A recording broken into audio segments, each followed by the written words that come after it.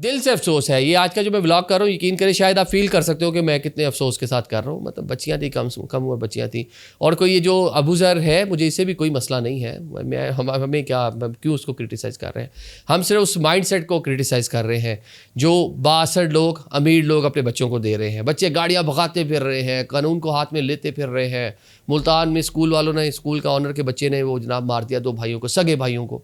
वो भी दियत देंगे। वो बड़ी अमीर फैमिली है, निशात स्कूल है उनका, पूरा ग्रुप ऑफ कॉलेजेस है। वो भी दियत की रकम देंगे, जाके ऑफर शॉफर करेंगे। इस्लामाबाद में घर से निकलता हूँ, देखता हूँ एक वकील साहब का साहबजादा जो है वो गाड़ी तेज़ी से चलाता जा रहा है और कहता है मैनेज कर लेंगे।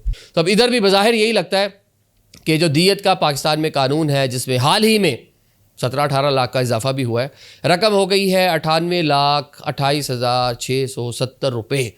तो शायद ये तो सरकारी रकम है। अब डील हुई होगी, इसमें भी सुलह हुई होगी।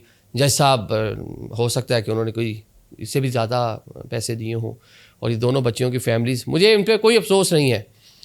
बाय गॉड अगर इनको पता होता ना कि इंसाफ मिलेगा, ये कभी भी पैसे ना लेते। ये दियत वाला कानून मजहबी कानून है, मतलब दीन इस्लाम, मैं बार बार वही कह रहा हूँ। लेकिन इससे पहले इस्लाम मज़हब हमारा ये कहता है। मैंने रात को कल आपको हदीस मुबारक भी बताई थी कि नबी पाक सल्लल्लाहु अलैहि वसल्लम ने अपनी बेटी के लिए क्या कहा था चोरी के मामले पर। तो लिहाजा उससे बड़ी एग्जाम्पल तो हमारे पास नहीं हो सकती। अब जनाब इस नौजवान को रिहा कर दिया गया है और ये जो है ये केस ख़त्म। लेकिन शायद ये जो बच्चियाँ थीं, किसी से बहुत अच्छा ताल्लुक़ होगा, माँ से बहुत अच्छा ताल्लुक़ होगा, बाप से, बहनों से, कुछ जहाँ काम करती होंगी वहाँ पे दोस्त होंगे, जहाँ से इन्होंने तालीम हासिल की होगी वहाँ पे दोस्त होंगे, इनकी यादें रह जाएंगी। लेकिन यहाँ पे एक बार फिर जो है ना, पैसा, ताकत सामो ये जीत गई है और बाकी चीज़ें हार गई हैं। Thank you so much.